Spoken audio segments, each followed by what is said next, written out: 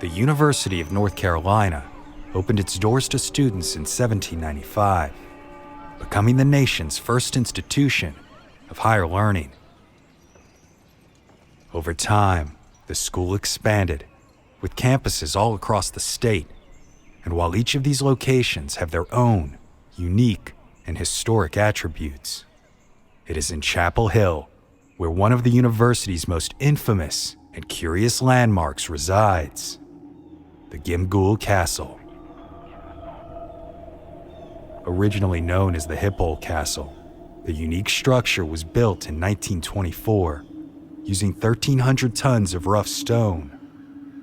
It is located on the east side of campus, not far from the old Chapel Hill Cemetery, and the unique building serves as the home to a secret society known as the Order of Gimghoul.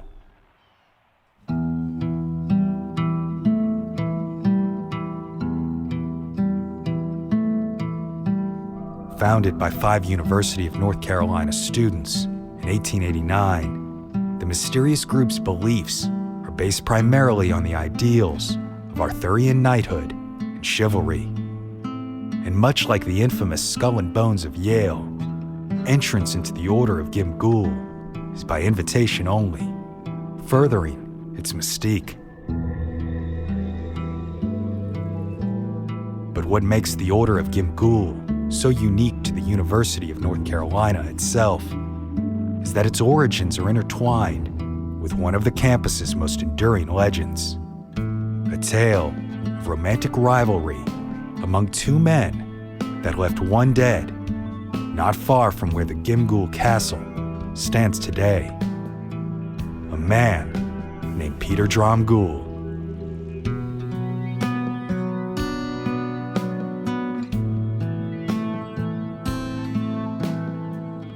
My name is Brandon Scheck-Snyder, and you are listening to Southern Gothic.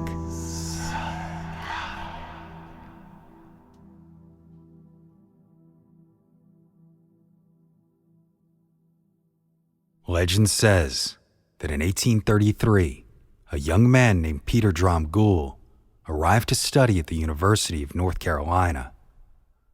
Then, after several months, he fell in love with a beautiful young woman named Fanny.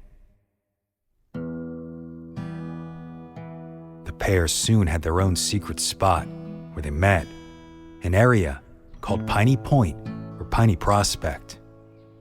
A large flat boulder marked the location, which sat atop a plateau looking down into the valley.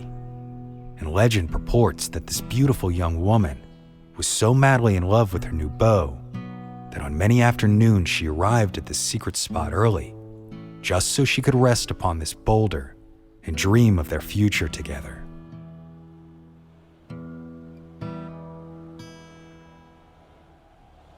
Yet in spite of the couple's happiness, for Dromgoole, there was a shadow over the relationship.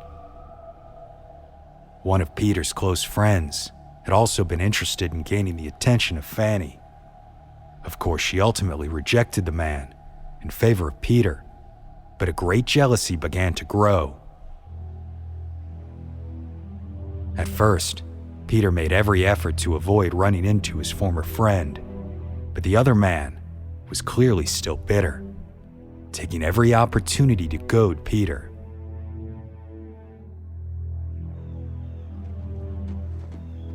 Then, one afternoon, the 2 men met face to face on a narrow walkway, and although Peter tried to ignore his aggressor as they passed each other, the man purposefully ran into Peter's shoulder with enough force to knock him to the ground.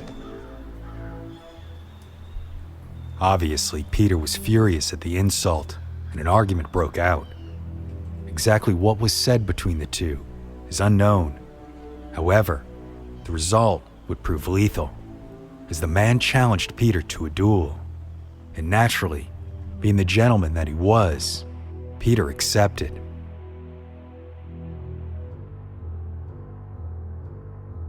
So both men chose their seconds to stand beside them, and the plans were made.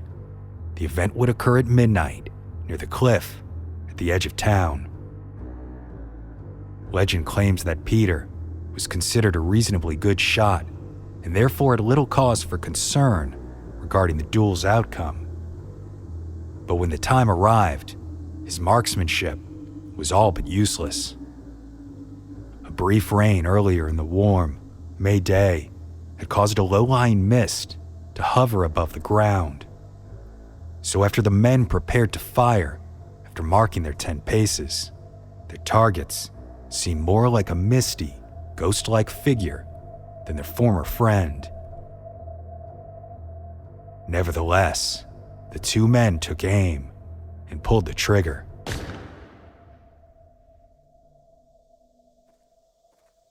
After the shots rang out, their friends quickly ran to check on the men, only to find that Peter was dead before he hit the ground. Terrified by this outcome, the 3 men dragged Peter's body away to a nearby rock where they frantically dug a shallow but serviceable grave and buried Peter.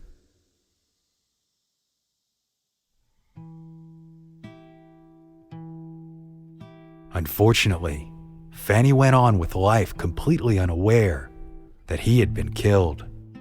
So she continued to visit and sit at their boulder and wait for him to return.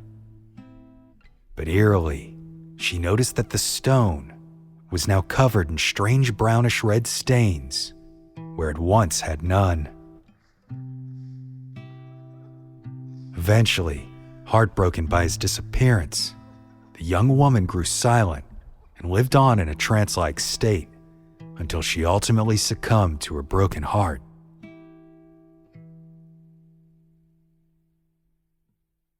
For almost 2 centuries, this legend has been passed down by the students of the University of North Carolina in Chapel Hill. And while the facts surrounding this tale of romantic rivalry seemingly lack any basis in reality, one thing is historically factual. Peter Dromgoole truly did disappear, and his whereabouts are still unknown today.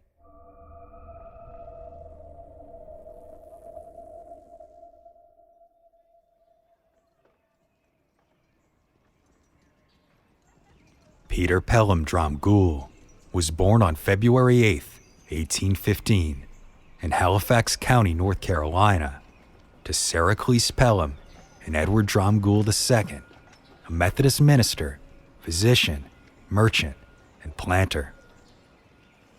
Though born in Halifax County, Peter spent much of his childhood on his grandfather's plantation in Virginia.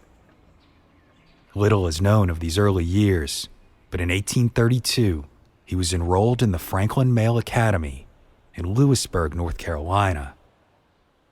There, he began college preparatory studies with the hopes of gaining admittance to the University of North Carolina.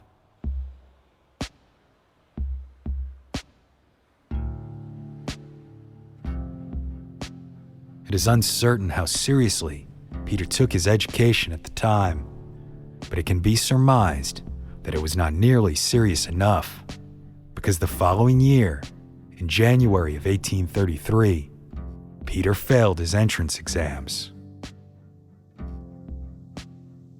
In a letter written to his father on January 26, 1833, the young man informs him of the news.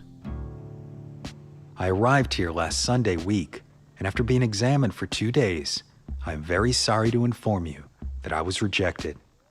Since that, I have commended studying under one of the tutors for the present session, at the end of which I shall be prepared to enter college with ease next June." Perhaps unsurprisingly, Edward Dromgoole was extremely disappointed at his son's failure to gain admittance to the university. And to make matters worse, it is also believed that Edward received a letter from a university faculty member that implied Peter was engaging in questionable activities as opposed to focusing on his education. What followed were a series of bitterly worded letters between the father and son.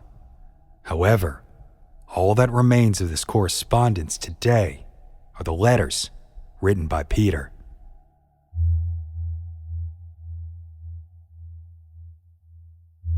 It is known from Peter's reply that his father wrote him in March 1833, although the contents of this letter are unknown. But whatever it was, it seemed to have hurt and offended Peter. So on April 8, 1833, he wrote a response. My dear father, I write you this letter to let you become acquainted with the determination I have come to. And while I address you with tears in my eyes, be not rash in your decision about my conduct. I entreat you, therefore, to overlook it. To be short and explicit about this matter, and let you know at once, I have determined never more to see that parent's face whom I have treated with so little respect. The reason of my conduct I am not able to describe, but shall leave them for time to unfold. I shall leave Chapel Hill, preceding the departure of this letter, and shall proceed to the nearest point where I can take water, from whence I shall sail for Europe, never to return again. Let me entreat you, my dear parents, to be reconciled, for I have taken the old maxim that all things happen for the best. Let me ask you to keep this script as the thanks of an undutiful son who has disregarded the precepts which has been so often reiterated in his ears. Should I arrive at my destined point, I expect to write to you all. So farewell, and may the mercy of God protect, be with you, and comfort you forever. And I hope that you will pray for me.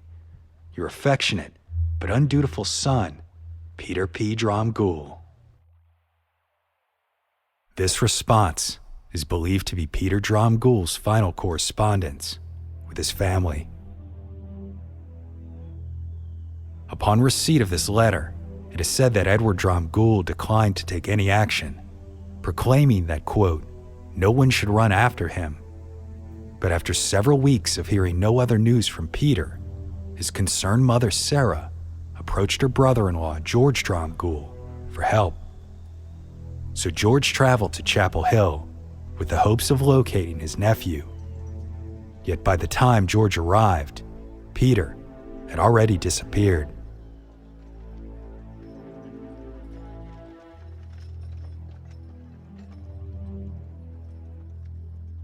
According to the legend, the truth of Peter Dromgoole's death by duel was not revealed for over 60 years, when one of the men involved that fateful night finally told the tale on his deathbed.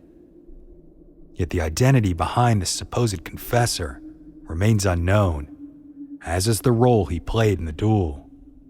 Despite this, the absence of any definitive proof, or even information on who exactly Fanny was, this legend of romantic rivalry remains the most prominent explanation of Peter Dromgoole's very real disappearance.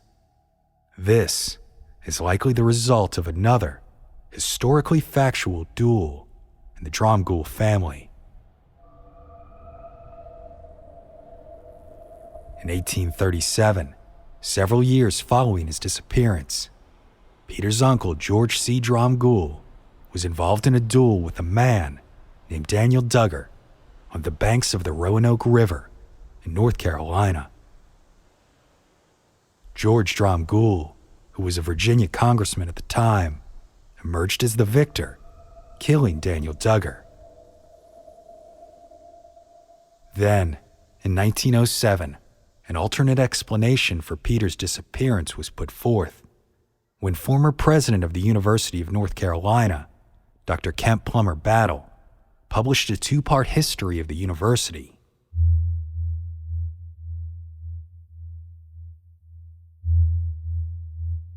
Included in the work was a chapter titled the, quote, Dromgoole Myth, that included information Battle had obtained after he supposedly spoke with John Buxton Williams, Dromgoole's roommate. Williams claimed that Peter had been, quote, a moody youth and inclined to wildness. As a result, Battle reported that he was of the opinion that Peter, ashamed to go home after failing at the university, drifted away to the then still wild and turbulent Southwest, where he was likely killed in a barroom brawl or assassination. Unfortunately, this 1907 version of events includes absolutely no documentation to support such claims.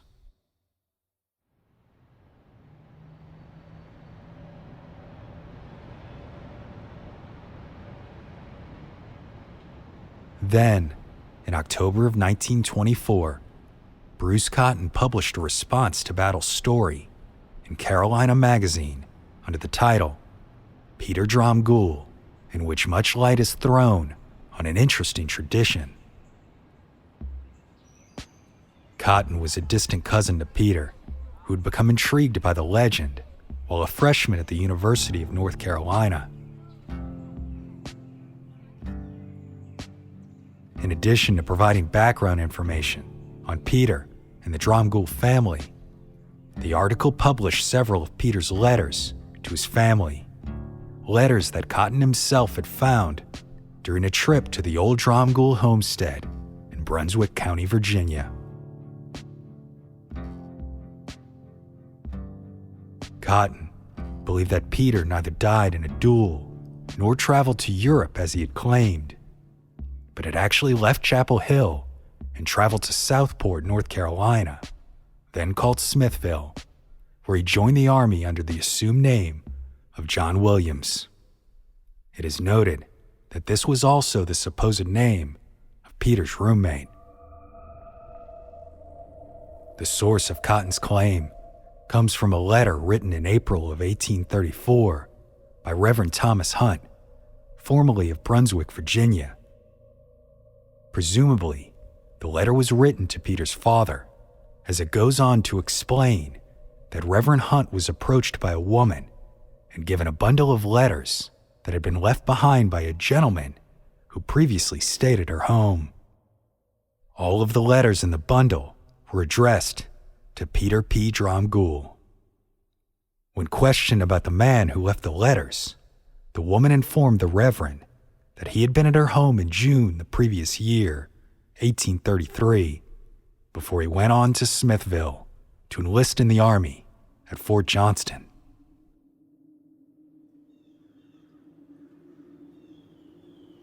There is no evidence among the Dromgoole family papers that indicate if Peter's family took any action following the letter of Reverend Hunt, but among those documents, the name Peter Dromgoole is only mentioned once more, in the settlement of his father's estate in 1840, which simply states that there was once a son named Peter who disappeared in 1833 and had not been heard from since. Despite the compelling alternative theory provided by Bruce Cotton, the disappearance of Peter Dromgoole remains unsolved to this day. Yet the memory of this former student remains in the lore of the University of North Carolina, as the infamous tale of heartbreak is told to thousands of new students year in and year out, and many who believe this legend to be true believe that the infamous blood-stained rock where Peter Dromgoole met his fate can still be found today, not far from the mysterious Gimghoul Castle in what was once Piney Point.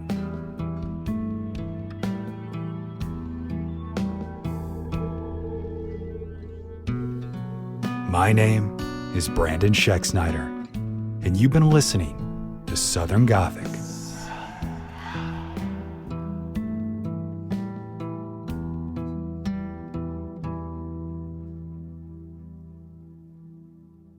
Southern Gothic is an independently released podcast, written and produced by Brandon and Brianne Schexnayder.